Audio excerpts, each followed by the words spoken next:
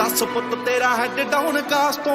चंगा भला हसदा सी मौन कास तो आ जेड़े दरवाजे विच बोर्ड चक्की खड़े आ मैं चंगी तरह जानदा आ कौन कास तो कुछ इत्थे चांदी चमकाउणा चाहुंदे ने कुछ तैनूं फड़ थल्ले लाउणा चाहुंदे ने कुछ कन्याए इत्थे भुखे फेमदे नाम लैके तेरा अगे आउणा चाहुंदे ने मुसीबत तां मर्दां ते पैंदी रहिंदी ऐ दबी ना तू दुनिया स्वाद लैंदी ऐ नाले जेड़े रस्ते ते तू तुरिया इत्थे बदनामी हाई रेट मिलूगी नित कंट्रोवर्सी करेट मिलूगी